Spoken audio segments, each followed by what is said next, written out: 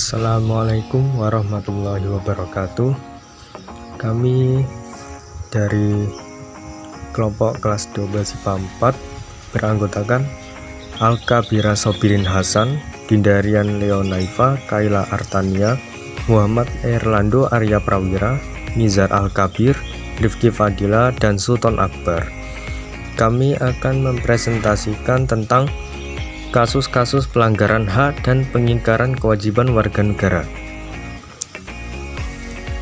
Makna dan kewajiban warga negara.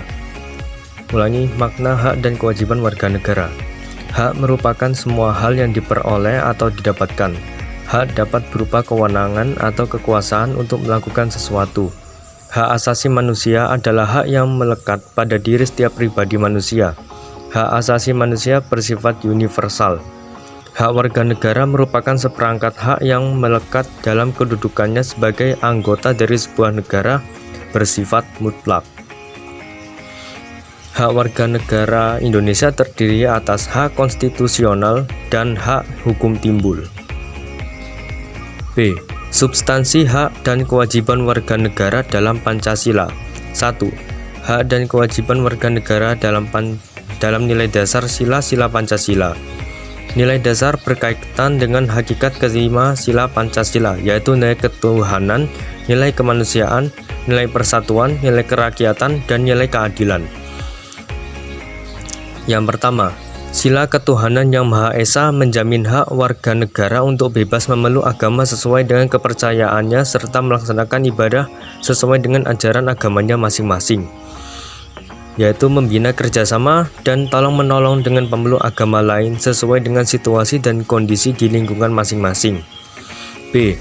Sila kemanusiaan yang adil dan beradab menempatkan hak setiap warga negara pada kedudukan yang sama dalam hukum serta memiliki hak-hak yang sama untuk mendapat jaminan dan perlindungan hukum, yaitu memperlakukan orang lain sesuai harkat dan martabatnya sebagai makhluk ciptaan Tuhan yang Maha Esa.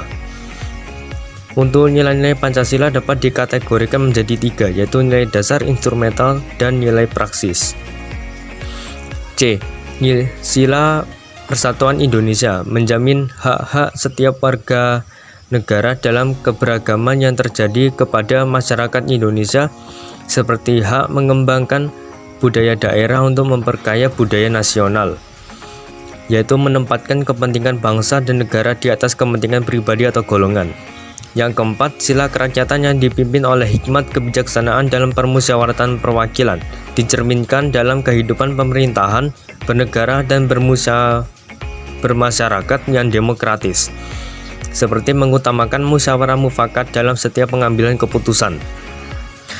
Yang kelima, sila keadilan sosial bagi seluruh rakyat Indonesia, yaitu mengakui hak milik perorangan dan dilindungi pemanfaatannya oleh negara serta memberi kesempatan sebesar-besarnya kepada masyarakat. Contohnya adalah mengembangkan sikap gotong royong dan kekeluargaan dengan masyarakat di lingkungan sekitar. 2. Hak dan kewajiban warga negara dalam nilai instrumental. Nilai instrumental pada dasarnya merupakan penjabaran dari nilai-nilai dasar yang terkandung dalam Pancasila. Perwujudan nilai Pancasila pada umumnya berbentuk ketentuan-ketentuan konstitusional mulai dari Undang-Undang Dasar sampai dengan Perda atau peraturan daerah. Beberapa jenis hak dan kewajiban yang diatur dalam UUD Negara Republik Indonesia tahun 1945, yaitu hak atas kewarganegaraan, yaitu pasal 26 ayat 1 dan 2.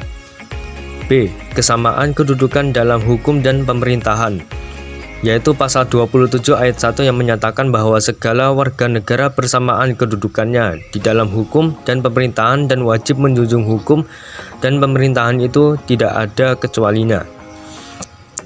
C. Hak atas pekerjaan dan penghidupan yang layak bagi kemanusiaan, yaitu pasal 27 ayat 2 menyatakan bahwa tiap-tiap warga negara berhak atas pekerjaan dan penghidupan yang layak bagi kemanusiaan. D. Hak dan kewajiban bela negara. Pasal 27 ayat 3 menyatakan bahwa setiap warga negara berhak dan wajib ikut serta dalam upaya pembelaan negara. E. Kemerdekaan berserikat dan berkumpul. Pasal 28 menempatkan hak warga negara untuk berserikat dan berkumpul serta mengeluarkan pikiran secara lisan maupun tulisan dan sebagainya. Terdapat 3 hak warga negara, yaitu hak kebebasan berserikat, hak kebebasan berkumpul, serta hak kebebasan untuk berpendapat.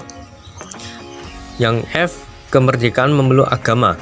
Pasal 29 ayat 1 menyatakan bahwa negara berdasar atas ketuhanan yang Maha Esa. Ketentuan ayat ini menyatakan kepercayaan bangsa Indonesia terhadap Tuhan yang Maha Esa. Pasal 29 ayat 2 menyatakan negara menjamin kemerdekaan tiap-tiap penduduk untuk memeluk agamanya masing-masing dan untuk beribadah menurut agamanya dan kepercayaannya itu. Yang berikutnya, pertahanan dan keamanan negara dituliskan pada pasal 30 ayat 1 dan 2. Ketentuan tersebut menyatakan hak dan kewajiban warga negara untuk ikut serta dalam usaha pertahanan dan keamanan negara. Berikutnya, hak mendapatkan pendidikan. Pasal 31 ayat 1 Undang-Undang Dasar Negara Republik Indonesia tahun 1945 menempatkan bahwa setiap warga negara berhak mendapatkan pendidikan. Ketentuan ini merupakan penegasan hak warga negara untuk mendapatkan pendidikan. Pasal 31 ayat 2 setiap warga negara wajib mengikuti pendidikan dasar dan pemerintah wajib membiayainya. Yang berikutnya, kebudayaan nasional Indonesia. Pasal 32 ayat 1 menetapkan bahwa negara memajukan kebudayaan nasional Indonesia di tengah peradaban dunia dengan menjamin kebebasan masyarakat dalam memelihara dan mengembangkan nilai-nilai budayanya. Pasal 32 ayat 2, negara menghormati dan memelihara bahasa daerah sebagai kekayaan budaya nasional. Berikutnya, perekonomian nasional. Pasal 33 Undang-Undang Dasar Negara Republik Indonesia tahun 1945 mengatur tentang perekonomian nasional. Pasal 33 terdiri atas 5 ayat, yaitu 1. Perekonomian disusun sebagai usaha bersama berdasar atas asas kekeluargaan. Yang kedua, cabang-cabang produksi yang penting bagi negara dan yang menguasai hajat hidup orang banyak dikuasai oleh negara. Yang ketiga, bumi dan air dan kekayaan alam yang terkandung di dalamnya dikuasai oleh negara dan dipergunakan untuk sebesar-besarnya kemakmuran rakyat.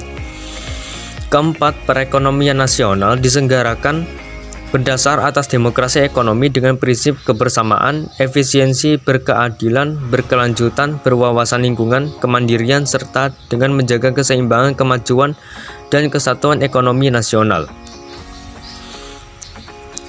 Yang berikutnya, ketentuan lebih lanjut mengenai pelaksanaan pasal ini diatur dalam undang-undang. Berikutnya, kesejahteraan nasional diatur dalam pasal 34, terdiri atas 4 asas, yaitu fakir miskin dan anak-anak yang terlantar dipelihara oleh negara. Yang kedua, negara mengembangkan sistem jaminan nasional, jaminan sosial bagi seluruh rakyat dan memberdayakan masyarakat yang lemah dan tidak mampu sesuai dengan martabat kemanusiaan. Yang ketiga, negara bertanggung jawab atas penyediaan fasilitas pelayanan kesehatan dan fasilitas pelayanan umum yang layak. Yang keempat, ketentuan lebih lanjut mengenai pelaksanaan piala ini diatur dalam undang-undang. Pelaksanaan pasal ini diatur dalam undang-undang. Yang ketiga, hak dan kewajiban warga negara dalam nilai praksis sila-sila Pancasila.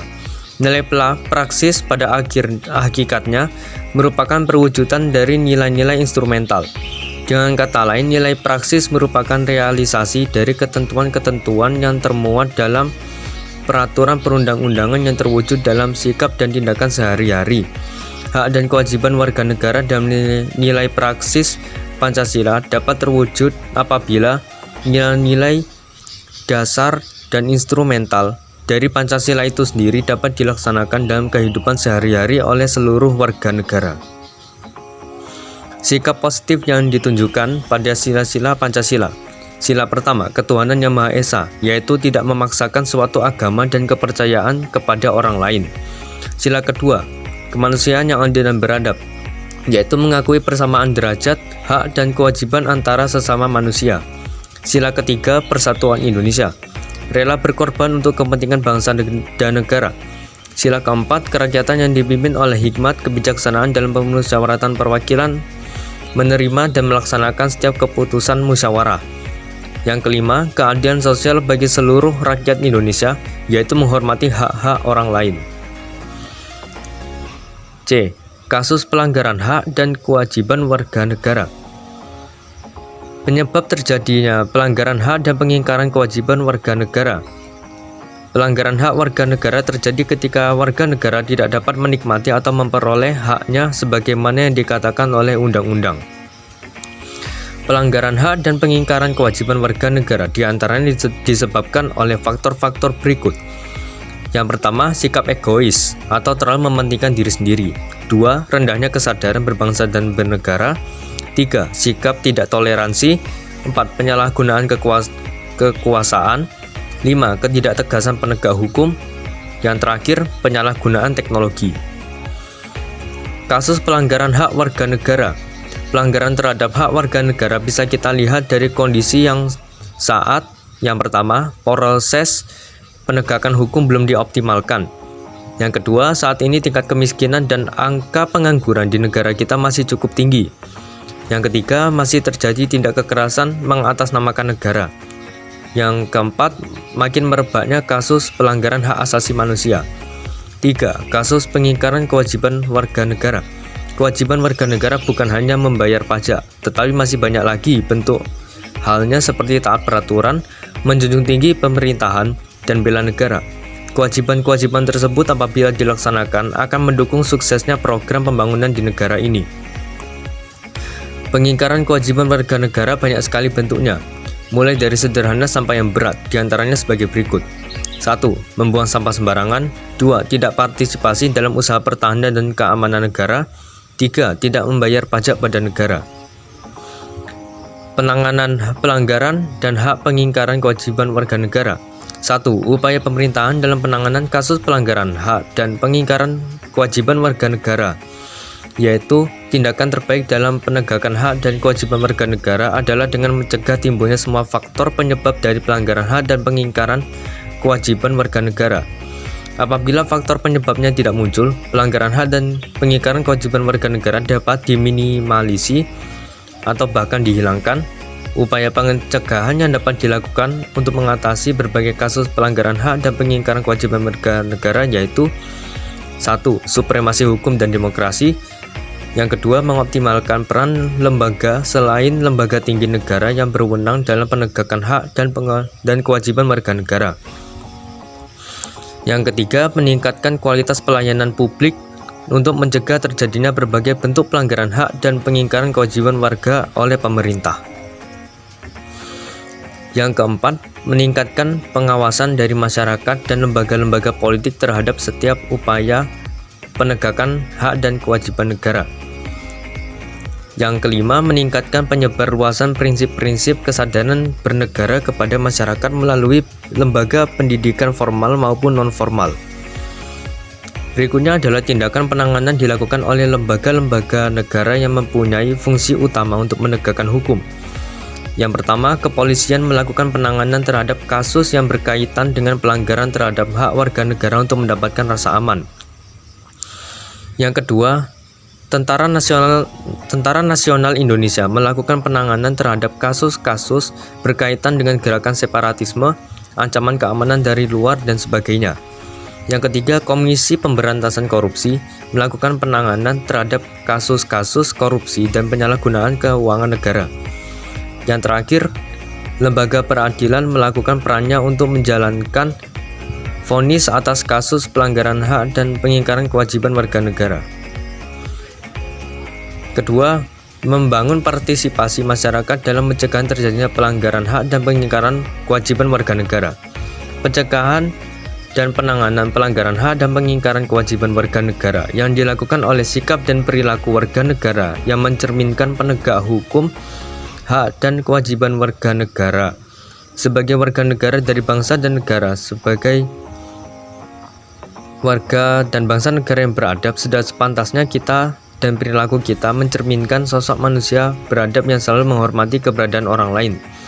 Sikap tersebut dapat Anda tampilkan dalam perilaku di lingkungan sekolah, masyarakat, bangsa, dan negara. Sekian dari presentasi kami. Terima kasih atas waktunya untuk mendengarkan presentasi kami. Saya pamit undur diri. Wassalamualaikum warahmatullahi wabarakatuh.